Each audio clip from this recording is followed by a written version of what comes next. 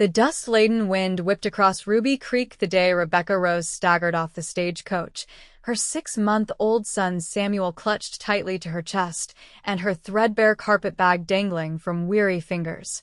The year was 1878, and the Wyoming Territory promised what she desperately needed: anonymity in a land vast enough to swallow her secrets whole. "Last stop, madam," the coach driver called, tipping his hat before climbing back onto his perch. Ruby Creek. Rebecca surveyed the modest frontier town with wary eyes. A single dirt road stretched through the center, lined with weathered wooden buildings: a general store, a saloon, what appeared to be a small hotel, and various other establishments that constituted civilization in this remote corner of the West. Men in dusty hats and women in practical calico moved about their business, paying her little mind for now, though she knew the questions would come soon enough. A young, unmarried woman with a baby was bound to raise eyebrows.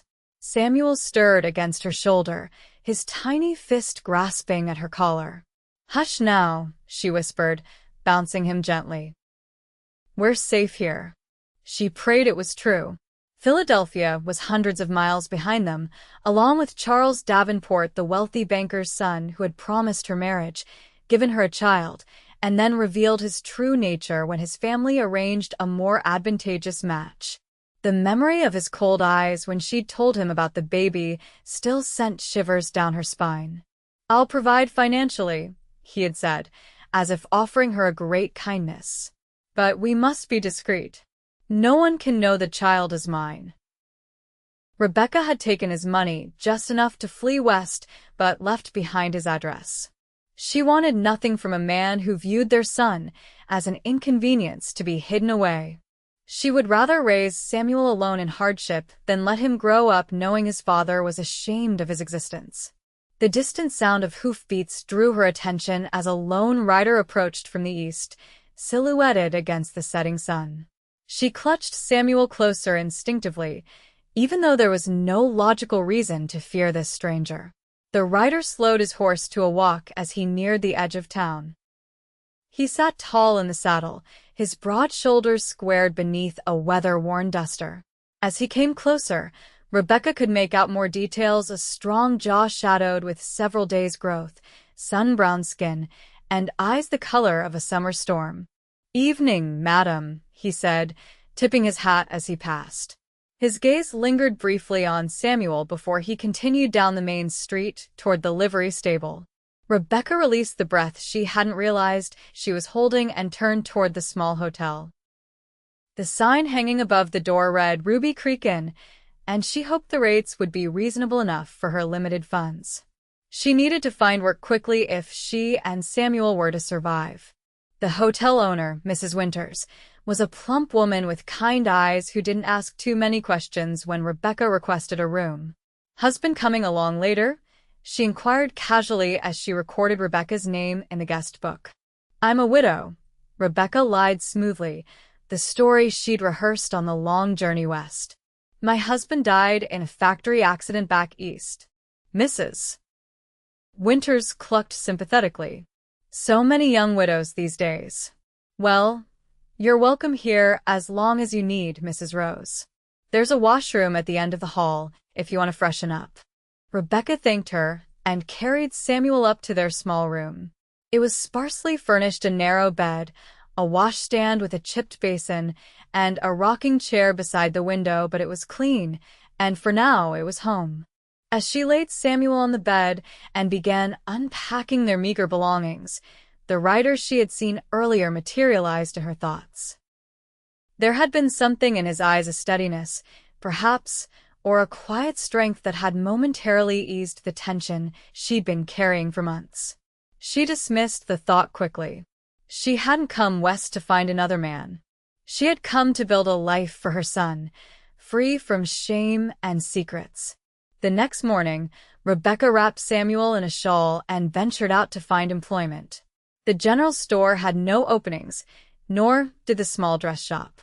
By midday, her spirits were flagging, and Samuel was growing fussy from hunger and the unfamiliar surroundings. "There's the diner, Mrs. Winters had suggested when Rebecca returned to the hotel. Mabel Jackson's always complaining about being short-handed. Not the easiest woman to work for, mind you, but the pay is fair. The Ruby Creek Diner was busier than Rebecca had expected for a town this size. Cowboys, miners, and townspeople filled the tables, the air thick with the aromas of coffee and fried potatoes. A harried-looking woman with graying hair piled atop her head glanced up as Rebecca entered. "If you're looking for a table, you'll have to wait," she said briskly, balancing 3 plates of food on her arms. "Actually, I was hoping to speak with Mrs. Jackson about employment," Rebecca replied, raising her voice slightly to be heard above the din. The woman set down the plates before returning to the counter. "I'm Mabel Jackson." "You have any experience serving?" "Yes, madam. I worked in a tea room in Philadelphia for 2 years. Mabel's eyes narrowed as she assessed Rebecca, her gaze lingering on Samuel. "And what about the little one? Can't have a baby underfoot in a busy kitchen." Rebecca's heart sank. "I haven't figured that part out yet. Perhaps I could find someone to watch him during my shifts." Mabel frowned. "Tell you what, I do need the help. Start tomorrow morning, 6 o'clock sharp. If you can sort out arrangements for the child, the job is yours. Pays $1 a day, plus meals." Relief flooded through Rebecca. "Thank you, Mrs. Jackson. I'll be here." As she turned to leave, she nearly collided with a broad chest. Looking up, she found herself staring into the same storm-gray eyes from yesterday. "Pardon me," the man said, stepping back. Recognition flickered across his features. "You're new in town?" "Yes," Rebecca replied, adjusting Samuel in her arms. "We arrived yesterday." He nodded, his expression thoughtful. "Owen Nolan," he offered, extending his hand. Rebecca rose, she replied, shifting Samuel to free one hand for the introduction. "And this is Samuel." Owen's gaze softened as it fell on the baby. "Fine-looking boy you've got there, Mrs. Rose." "Miss," she corrected automatically, then immediately regretted it. The lie about being a widow would be harder to maintain if she kept contradicting herself. A flicker of curiosity passed over Owen's face, but he didn't press. Instead, he held the door open for her. "Ruby Creek's a good town. Small but decent folks mostly. If you need anything while you're getting settled, my ranch is just 3 miles north." "You're very kind, Mr. Nolan, but we'll be fine," Rebecca said, more sharply than she'd intended. Men offering kindness always wanted something in return. Charles had taught her that lesson thoroughly. Owen's expression didn't change, but he nodded once before tipping his hat. "Good day then, Miss Rose." As Rebecca walked back to the hotel, Samuel babbling against her shoulder, she couldn't shake the feeling that she had been unnecessarily curt with Owen Nolan. But caution had become her closest companion these past months, and she wasn't about to lower her guard simply because a handsome rancher had good manners. Her more pressing concern was finding someone to care for Samuel while she worked. Mrs. Winters had mentioned a widow on the edge of town who sometimes took in children for working mothers, but the arrangement would cost precious coins from Rebecca's dwindling savings. By evening, she had secured Mrs. Holloway's services for Samuel's care during her working hours. The older woman lived in a small but tidy cabin with a vegetable garden and a few chickens scratching in the yard. Her own children were grown and gone, and she seemed genuinely fond of babies. "He'll be safe with me," she assured Rebecca. "I raised 5 of my own, plus helped with more grandchildren than I can count." Rebecca nodded gratefully, though the thought of leaving Samuel with a stranger, even one as grandmotherly as Mrs. Holloway, filled her with anxiety. But there was no choice. They needed the money from the diner job to survive. Her first week at the diner passed in a blur of exhaustion and worry. The work was harder than her position at the Philadelphia tea room. The customers were rougher, the pace faster, and the hours longer. But Mabel Jackson, for all her brusqueness, was a fair employer who noticed Rebecca's efficiency and willingness to work. "You're doing well enough," she commented after the Friday dinner rush. Better than I expected, truth be told. Rebecca smiled tiredly as she wiped down the last table. Thank you, Mrs. Jackson. Got plans for your day off tomorrow? Rebecca shook her head. Just spending time with Samuel. I miss him during the day. Mabel nodded, understanding in her eyes.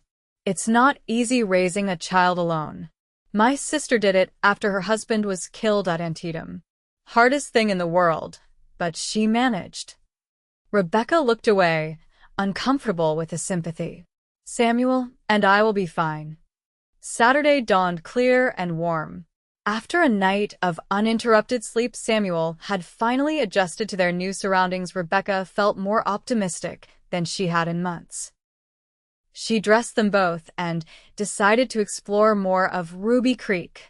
The town was busier on weekends, with ranchers and miners coming in for supplies and recreation. Rebecca avoided the saloon area but took her time in the general store, marveling at the array of goods available even in this remote outpost. She purchased a small wooden toy for Samuel, an extravagance she couldn't really afford, but one that brought her joy as he clutched it in his tiny fists. As they emerged from the store, a commotion down the street caught her attention. A group of cowboys had ridden in, their horses kicking up dust as they dismounted in front of the saloon. They were laughing and shoving one another, clearly already in high spirits though it was barely noon. Rebecca turned to head in the opposite direction, but not before one of the men spotted her. Well now, who do we have here? He called, breaking away from his companions. Don't think I've seen you around before, pretty lady. Rebecca quickened her pace, but the man cut her off, his alcohol-soured breath washing over her as he leered down at Samuel. Cute kid. Looks like he needs a daddy, though. What do you say, darlin'? I could help you out with that. Please excuse me, Rebecca said firmly, trying to step around him. The cowboy moved to block her path again, his smile turning ugly. Don't be so unfriendly now. I'm just being neighborly. The lady asked you to step aside, Jennings. The voice behind them was quiet, but carried an unmistakable edge of steel. Rebecca turned to find Owen Nolan standing a few paces away, his stance relaxed but his eyes hard as they locked onto the drunken cowboy. Mind your own business, Nolan, Jennings spat.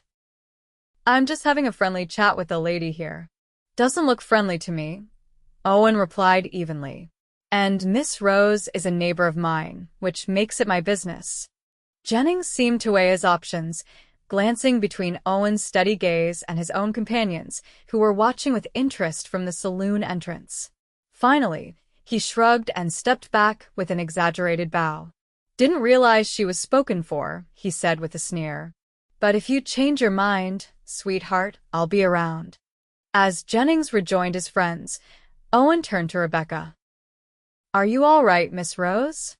Yes, thank you, she replied, her heart still racing. Samuel and I were just heading back to the hotel.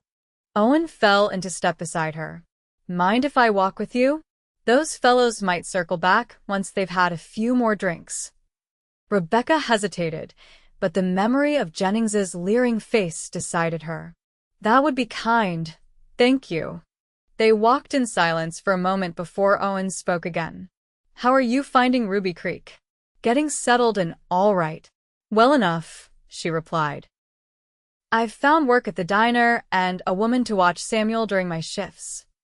Owen nodded. Mrs. Holloway, I'd guess. She's good with little ones. Yes, she's been very helpful. Rebecca glanced at him. You seem to know everyone in town. A small smile curved Owen's lips. Been here most of my life. My pa established the Rocking and Ranch when this was just wilderness. After he passed, I took it over. It must be a large operation if you're in town as often as you seem to be, Rebecca observed. Large enough, Owen agreed. 20 hands during calving season, fewer the rest of the year. And I don't usually come to town this much, but I've had business with a bank lately. They reached the hotel, and Rebecca turned to thank him again. As she did, Samuel, who had been quiet throughout their walk, suddenly reached out toward Owen with an excited gurgle. Without thinking, Owen extended his finger, which the baby immediately grasped with surprising strength. "Strong grip," Owen said, his eyes crinkling at the corners. "He'll make a fine cowboy someday." Rebecca stiffened and gently extracted Samuel's hand. "Thank you again for your help, Mr. Nolan." Owen seemed to sense her withdrawal and stepped back. "My pleasure, Miss Rose. Good day to you both." As Rebecca watched him walk away, she fought the confusing mixture of gratitude and wariness that Owen Nolan inspired in her. His kindness seemed genuine, but experience had taught her to question the motives of men who took an interest in her affairs. Still, there was something about his steady presence that felt different from Charles's calculated charm or Jennings's crude advances. The following weeks fell into a rhythm as spring warmed into summer. Rebecca rose before dawn to feed Samuel and take him to Mrs. Holloway's, then worked at the diner until mid-afternoon. In the evenings, she tended to Samuel, washed their clothing in the hotel's basin, and fell into an exhausted sleep, only to begin again the next day. Word had spread about her circumstances, or, at least, the version she had shared. The townspeople accepted the story of the young widow from back east without too many questions, though she occasionally caught curious glances when she passed. Some, like Mrs. Winters and Mabel Jackson, had taken a protective interest in her welfare, offering advice or small kindnesses that eased her burden. Owen Nolan appeared in town once or twice a week, always stopping by the diner for a meal when Rebecca was on shift. He never lingered inappropriately or made any advances, simply treating her with the same quiet respect he showed everyone. Against her better judgment, Rebecca found herself looking forward to his visits. "That rancher's sweet on you," Mabel observed one afternoon after Owen had departed. "Never saw him in here this regular before you came along." Rebecca busied herself clearing dishes. "He's just being friendly. Besides, I'm not looking for a husband." Mabel raised an eyebrow. "Didn't say anything about a husband. But a woman in your position could do worse than catch the eye of a man like Owen Nolan. Owns the biggest ranch in the county, respected by everyone, and he's got a gentle way about him, especially with youngsters." Rebecca said nothing, but later that night, as she rocked Samuel to sleep, she allowed herself to consider Owen Nolan in a different light.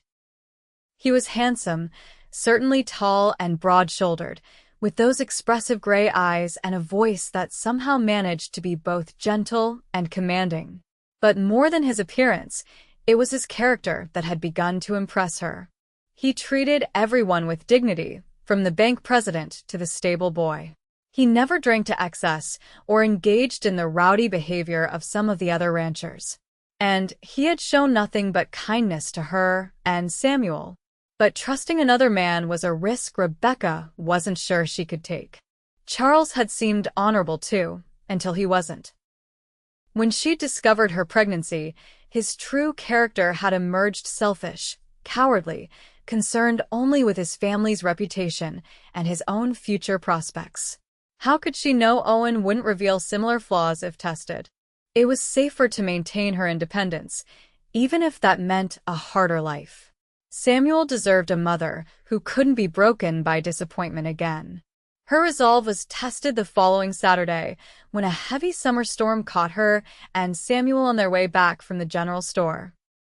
The sky had darkened ominously as she'd purchased their weekly supplies, but she'd hoped to make it to the hotel before the downpour began. Instead, the heavens opened when they were still several buildings away, instantly soaking them both.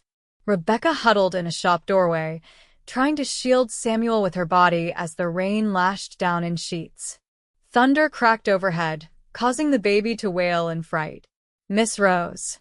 Through the curtain of rain, she saw Owen Nolan hurrying toward them, leading his horse.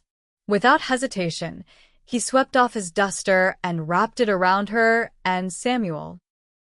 "My wagon's just down at the livery," he shouted above the storm.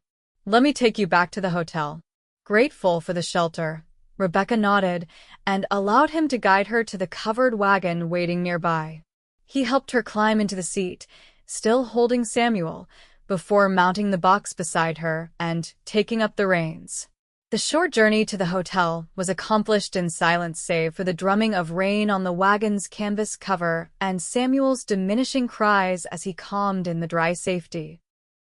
When they arrived, Owen jumped down and came around to help Rebecca descend, his hands strong and steady at her waist. "Thank you," she said once they were inside the hotel lobby. "You seem to have a habit of rescuing us." Owen smiled, rain dripping from his hat brim. "Just happened to be in the right place." He glanced at Samuel, who was regarding him with curious eyes from within his damp blankets. "Is he all right? Doesn't seem to have caught a chill." "He's resilient," Rebecca replied, touched by his concern. She hesitated, then added, "Would you like to come up for some coffee? To warm up before you head back out into that storm." Surprise flickered across Owen's face, quickly replaced by pleasure. "I'd like that very much, if it's no trouble." Mrs. Winters raised her eyebrows as they passed her desk, but said nothing beyond a friendly greeting. In her room, Rebecca set about lighting the small stove and preparing coffee while Owen removed his wet hat and coat, hanging them near the door. "It's not much," she apologized, gesturing to the modest accommodations as she settled Samuel in his makeshift cradle, a drawer lined with blankets. "It's fine," Owen assured her, taking the cup she offered. His fingers brushed hers in the exchange, sending an unexpected warmth through her that had nothing to do with the hot liquid. They sat by the window, watching the rain while making cautious conversation. Owen spoke of his ranch, the challenges of the cattle business, and his hopes for expanding next year. Rebecca shared carefully edited stories of her life in Philadelphia, mentioning her position at the tea room and her parents' deaths several years earlier, but avoiding any reference to Charles. As their coffee dwindled and the storm began to abate, Owen's gaze strayed to Samuel, who had fallen asleep. "He has your eyes," he observed softly, "but I imagine he must resemble his father in other ways." Rebecca tensed, her cup freezing halfway to her lips. "Why would you say that?" Owen's expression remained gentle, without judgment. "Just an observation. Most babies take after both parents in some fashion." Setting down her cup with a deliberate motion, Rebecca met his gaze directly. "Mr. Nolan, I appreciate your kindness today and on previous occasions. But my past is my own affair." Owen nodded slowly. "You're right, of course. I apologize for overstepping." He rose to his feet. "I should be going. The rain's letting up, and I've taken enough of your time." As he collected his still damp hat and coat, Rebecca felt a pang of regret at her abruptness. He had shown her nothing but consideration, and she had responded with suspicion. "Mr. Nolan Owen," she said as he reached the door. "Thank you again for your help today." He paused, his hand on the doorknob, and looked back at her with those storm-gray eyes. "Any time, Rebecca." I mean that. After he left, Rebecca moved to the cradle and gazed down at her sleeping son. Samuel's features were still undefined by age, but she could already see hints of Charles in the shape of his nose and chin. Would those resemblances grow stronger as he did? Would he one day ask about the father whose existence she had kept from him? The questions that had seemed so distant in Philadelphia now loomed larger with each passing day. She had told herself that Samuel would be better off without knowing about a father who had rejected him, but was that truly her decision to make? The following week brought a heat wave that had the whole town moving at a slower pace. The diner was quieter during the hottest part of the day, leaving Rebecca with more time to dwell on her encounter with Owen. She hadn't seen him since that rainy afternoon, and she found herself scanning the street for his familiar figure whenever she had a moment to look out the window. "You're mighty distracted today," Mabel commented as Rebecca refilled the sugar containers for the third time. "Something on your mind?" I pick a side. "Just thinking about the future. I can't keep living at the hotel indefinitely, but I'm not sure where else to go." Mabel wiped her hands on her apron. "Well, as it happens, old Mrs. Tanner is looking to rent out her cottage now that she's moving to Denver to live with her daughter." It's small but sturdy, with a vegetable garden already planted. Might suit you and your boy.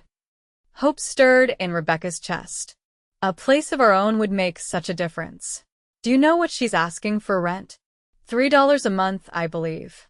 More than the hotel room, but you'd have privacy and space for the little one to crawl around. Rebecca did some quick calculations. With her wages and the small amount she had managed to save, they could make it work, though there would be little left over for emergencies. Thank you for telling me, Mrs. Jackson. I'll speak with Mrs. Tanner as soon as I can. The cottage proved to be even better than Mabel had described: a snug one-room dwelling with a stone fireplace, a small kitchen area, and enough space for a bed and Samuel's cradle. The vegetable garden was thriving with summer produce, and there was even a young apple tree beside the door. Mrs. Tanner, an elderly woman with rheumy eyes and a kind smile, took an immediate liking to Samuel.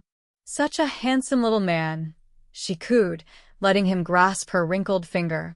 He deserves a proper home, not a hotel room. When she named the rental price, however, Rebecca's heart sank. I thought it was $3 a month? That's what I told folks in town, Mrs. Tanner acknowledged. But the truth is, I need $5 to cover my daughter's expenses in Denver. She's not well, you see, and the doctors there charge a pretty penny. Rebecca hesitated. $5 would leave them with almost nothing for savings or unexpected costs. But the thought of a real home, a place of their own where Samuel could grow up with stability, was powerfully tempting. I understand, she said finally. It's more than I'd budgeted for, but we'll manage somehow. When can we move in? Mrs. Tanner beamed. Right away, if you've a mind to. I'm leaving on Tuesday's stage. Rebecca spent Sunday moving their few possessions from the hotel to the cottage, grateful for Mrs. Winters's offer to waive the final night's fee. By evening, she and Samuel were settled in their new home, the windows open to catch the cooling breeze as she prepared a simple supper from the garden's bounty. As she sat in the doorway, watching the sunset while Samuel dozed in her lap, a familiar figure appeared on the path leading to the cottage. Owen Nolan approached on horseback, leading a second horse that pulled a small wagon loaded with what appeared to be furniture. Evening, Miss Rose, he called, dismounting at the garden gate. Heard you'd taken Mrs. Tanner's place. Thought you might be in need of a few essentials. Rebecca stood, shifting Samuel to her hip as Owen led the horses closer. Mr. Nolan, what's all this? Just some items that have been gathering dust in my storehouse, he explained, removing his hat. A proper bed frame, a table and chairs, a rocking chair that was my mother's. No sense in them sitting unused when you and the boy could make better use of them. Rebecca's chest tightened with a mixture of gratitude and pride. It's very generous, but I can't accept such valuable gifts. Not gifts, Owen corrected gently. Loaners. Until you can afford your own. She hesitated, torn between practical need and her fierce independence. The cottage was bare except for her bed from the hotel and Samuel's cradle. Proper furnishings would make it truly habitable. At least let me pay you something, she insisted. Owen shook his head. If it makes you feel better, you can return them when you no longer need them, or pass them along to someone else who does. His eyes crinkled with his smile. Now, will you help me unload, or shall I do it myself? Rebecca couldn't help but laugh at his stubborn kindness. Very well, Mr. Nolan. But I insist you stay for supper as payment for your trouble. Together they unloaded the wagon, transforming the empty cottage into a proper home. The bed frame with its clean mattress replaced her thin hotel bed. The solid oak table and chairs filled the kitchen area perfectly, and the rocking chair, with its smooth arms polished by years of use, seemed to belong beside the fireplace as if it had always been there. As Rebecca prepared a simple meal of garden vegetables and the bread she had purchased that morning, Owen entertained Samuel, who had awakened during the commotion. The baby seemed fascinated by the rancher, reaching for his beard and gurgling happily when Owen spoke to him in a gentle rumble. "He's a friendly little fellow," Owen observed as Samuel grabbed his finger. "Most babies are shy with strangers." Rebecca set the table, watching the interaction with a mix of emotions. "He doesn't meet many people besides Mrs. Holloway and the diner regulars. I suppose any new face is exciting. Or maybe he's just a good judge of character," Owen suggested with a wink that made Rebecca's cheeks warm unexpectedly. They ate by lamplight, the conversation flowing more easily than Rebecca would have expected. Owen had a gift for storytelling, describing life on the ranch and the characters who worked for him with humor and affection. Rebecca found herself laughing more than she had in months. As the evening grew late, Owen rose reluctantly to leave.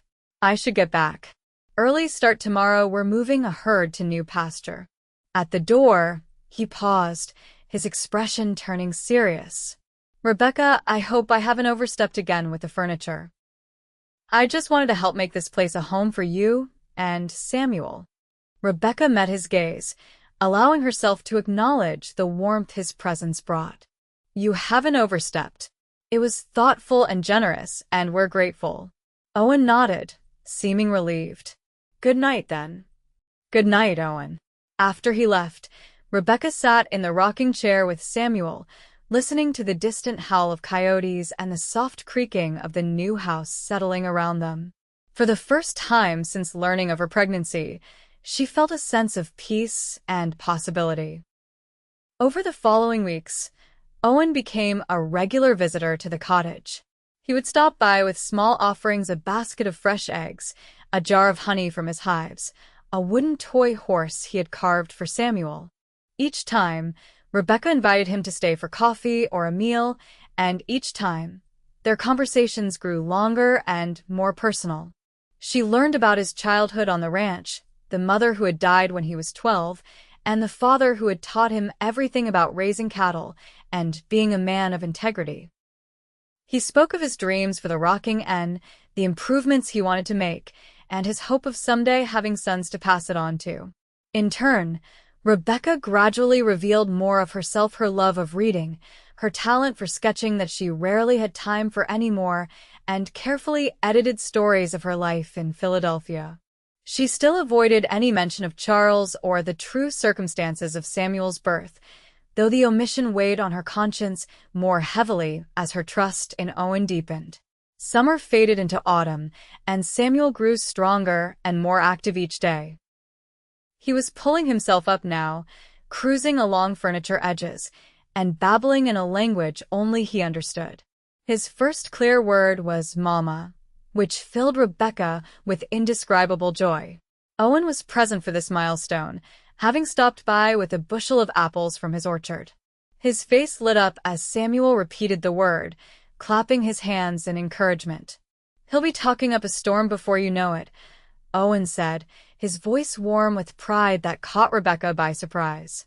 He had no claim on Samuel, yet he took such pleasure in the baby's achievements. As Owen prepared to leave that evening, Samuel reached for him from Rebecca's arms, his little face crumpling when Owen moved toward the door. "Oh," the baby cried clearly, straining toward the rancher. "Oh." Owen froze, turning back with wonder in his eyes. "Did he just?" Rebecca nodded, her throat tight with emotion. "I think he's trying to say your name." Owen crossed back to them, his weathered hand gentle as he stroked Samuel's cheek. "I'm honored to be his second word," he said softly. Their eyes met over the baby's head, and in that moment, something shifted between them, an acknowledgement of feelings that had been growing quietly all these months. Before Rebecca could speak, Owen leaned down and pressed his lips to her forehead, a gesture so tender it brought tears to her eyes. "Good night, Rebecca," he murmured. "Good night, little man." After he had gone, Rebecca sat by the fire with Samuel sleeping against her shoulder, her thoughts in turmoil. She was falling in love with Owen Nolan, had been falling for months, if she was honest with herself. But how could she build a future with him on a foundation of lies? The next morning brought an unexpected visitor. Rebecca was hanging laundry in the yard, Samuel playing on a blanket nearby, when a sleek black carriage pulled by two matching horses stopped at her gate. The driver, dressed in city clothes that looked out of place in Ruby Creek, descended and approached with the confident stride of a man accustomed to deference. "Miss Rose?" he inquired, his accent marking him as Eastern. "Rebecca Rose?" Rebecca nodded, apprehension tightening her chest. "Yes, that's me." "My name is Albert Davenport," the man said, removing his hat to reveal silver hair and features that made her blood run cold with recognition. "I believe you are acquainted with my son, Charles."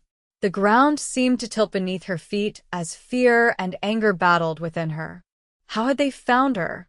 Why had they come now, after all this time? "What do you want?" she asked, moving to stand between the stranger and Samuel. "May we speak inside?" Albert Davenport glanced around the yard as if concerned about being overheard. "Whatever you have to say can be said here," Rebecca replied firmly. The older man sighed. "Very well. I've come to discuss arrangements for the child. My son has recently married, and his wife is unable to bear children. They wish to adopt the boy and raise him as their heir." Rebecca stared at him, momentarily speechless with rage. "Adopt him? Samuel is my son." Charles forfeited any right to him when he refused to acknowledge his own child. "I understand your feelings," Albert said in a tone that suggested he understood nothing of the sort. "But please consider what we're offering. The boy would want for nothing the finest schools, every advantage money can provide. You would be generously compensated, of course." "Compensated?" Rebecca's voice rose. "You think you can buy my child? The grandson you and your son were so ashamed of that you sent me away with barely enough money to survive." Albert's expression hardened. "You misunderstand the situation. Charles was young, unprepared for fatherhood. Now he's ready to take responsibility." "No," Rebecca said flatly. "Samuel stays with me. Please leave." "Miss Rose, be reasonable." Albert reached into his jacket and withdrew an envelope. "This is a bank draft for $5,000. It could change your life, give you opportunities you never imagined." The sum was staggering more money than Rebecca would earn in a decade at the diner. For a fraction of a second, she thought of all it could provide: a real house instead of a rented cottage, education for Samuel, security against hardship. But then she looked at her son, happily playing with a wooden horse, oblivious to the man who sought to buy him like property. No amount of money could replace the love she gave him every day, or the bond they shared. "My answer is no," she said, her voice steady despite the trembling in her limbs. "Samuel is not for sale at any price." Albert Davenport's face flushed with anger. "This isn't the end of the matter. My son has rights as the boy's father. We have the resources to pursue this legally, if necessary." "You have no proof of paternity," Rebecca countered. "And Charles denied Samuel was his from the beginning. No court would grant him custody now." "We'll see about that," Albert snapped, replacing his hat. "Consider our offer carefully, Miss Rose. We'll be in town for several days." As the carriage pulled away, Rebecca sank to her knees beside Samuel, gathering him into her arms as tears streamed down her face. The security she had built for them in Ruby Creek suddenly felt fragile. Charles's family had money and influence, even here in Wyoming territory. What if they did take legal action? What if a judge ruled against her? She had to leave immediately, gather what they could carry and flee deeper into the West, perhaps to California or Oregon, where the Davenports would never find them. With shaking hands, she carried Samuel inside and began throwing essentials into a carpet-bag: clothing, food, the small amount of money she had saved. Her mind raced with plans and fears. The stage wouldn't leave until tomorrow, but perhaps she could convince someone to drive them to the next town, where they wouldn't be so easy to find. A knock at the door froze her in place. Had Albert Davenport returned? Or worse, had he brought the local sheriff to press his claims? Rebecca. Owen's voice called through the door. Are you all right? I saw a fancy carriage leaving and thought I'd check on you. Relief washed through her, followed immediately by fresh anguish. She would have to leave Owen too, without explanation or goodbye. The thought was almost unbearable. She opened the door, unable to hide her distress. Owen took one look at her tear-streaked face and stepped inside, concern darkening his eyes. What's happened? Are you hurt? No, Rebecca faltered, struggling to find words. I have to leave. Samuel and I need to go right away. Owen's gaze fell on the half-packed bag. Leave? Why? What's going on, Rebecca? The dam broke then, the months of secrets and fears pouring out of her. Through tears, she told him everything about Charles, their affair, his rejection when she told him about the baby, her flight west to protect Samuel from growing up knowing his father wanted nothing to do with him. And now they've found us, she finished, her voice ragged. They want to take him away, to raise him as if I never existed. I can't let that happen, Owen. I won't. Throughout her confession, Owen had listened without interruption, his expression grave, but not judgmental. Now he moved to her side, taking her cold hands in his warm ones. You're not going anywhere, he said firmly. Not unless it's what you truly want. But they'll take him, Rebecca whispered. They have money, lawyers. How can I fight that? You won't fight alone, Owen replied. His gray eyes held hers, steady and determined. I'll stand with you, Rebecca. We'll face them together. Fresh tears spilled down her cheeks. Why would you do that? After I lied to you, to everyone? You did what you had to do to protect your son, Owen said gently. There's no shame in that. He hesitated, then continued, his voice deepening with emotion. And because I love you, Rebecca. I think I've loved you since that first day I saw you holding Samuel on the street, looking so brave and so alone. Rebecca stared at him, hope and disbelief warring within her. You love me? Even knowing the truth? Especially knowing the truth, Owen said, a smile warming his features. Knowing how strong you've had to be, how much you've sacrificed for your boy. He released her hands to retrieve something from his pocket, a small velvet pouch. I was coming to ask you something today. The timing might seem strange now, but I think it's more important than ever. From the pouch, he withdrew a ring, a simple gold band with a small pearl. This was my mother's, he explained. I've been carrying it, waiting for the right moment. Rebecca's breath caught as Owen knelt before her. Rebecca rose. I love you, and I love that boy of yours as if he were my own blood. I want to build a life with both of you. Will you marry me? For a moment, Rebecca couldn't speak past the emotion clogging her throat. This man, this good, honorable man, was offering her everything she had ever wanted: love, security, a father for Samuel who would cherish him rather than see him as an inconvenience. Yes, she managed at last. Yes, Owen. Joy blazed across his face as he slipped the ring onto her finger, then rose to pull her into his arms. His kiss was tender at first, then deepening with a passion that left her breathless. Samuel chose that moment to make his presence known, babbling excitedly from his blanket on the floor. Owen laughed and scooped the baby up, lifting him high before bringing him into their embrace. What do you say, little man? Ready to come live at the ranch with your mama and me? Samuel patted Owen's cheek with sticky fingers, eliciting another laugh from the rancher. Owen, Rebecca said, sobering as reality intruded. The Davenports, they won't just give up. Albert said they'd be in town for several days. Owen's expression hardened. Let me handle Davenport. You and Samuel pack what you need. You'll move to the ranch today, it's safer there, and no one will bother you without getting past me and my hands first.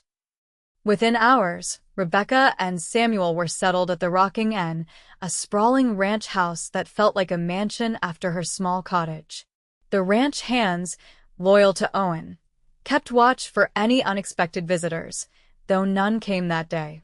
The following morning, Owen rode into town alone, returning by midday with news.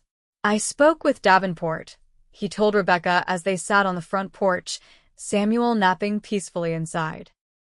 Made it clear that any attempt to take Samuel would meet with the strongest resistance, both legal and otherwise. Rebecca tensed. "What did he say?" "He blustered at first," Owen replied, taking her hand. "Threatened lawsuits, even tried to bribe me." A smile touched his lips. "Seemed mighty surprised when I told him I'm wealthier than his son will ever be, and I'd spend every penny defending you and Samuel if necessary." Hope stirred in Rebecca's chest. "Do you think they'll give up?" "I believe they will," Owen said. "But to make sure, I had Judge Patterson meet us at the bank. The judge is an old friend of my father's, and he takes a dim view of men who abandon their responsibilities." Rebecca frowned in confusion. "The bank? What for?" "To draw up 2 documents," Owen explained, reaching into his vest pocket. "The first is a legal statement from Albert Davenport renouncing any claim his son might have on Samuel. Judge Patterson witnessed and sealed it." He handed her the paper, which bore signatures she recognized as Albert Davenport's and the local judge's. Relief washed through her as she read the formal language declaring that Charles Davenport surrendered all paternal rights to Samuel Rose. "And the second document?" she asked, looking up at Owen. His eyes softened. "That one's for after we're married, if you agree. It's adoption papers, ready for my signature. So Samuel will legally be my son, as well as yours." Tears welled in Rebecca's eyes as the full meaning of his words sank in. "You want to adopt him? To be his father in every way?" Owen nodded, his own eyes suspiciously bright. "I already love him like a son, Rebecca. This would just make it official.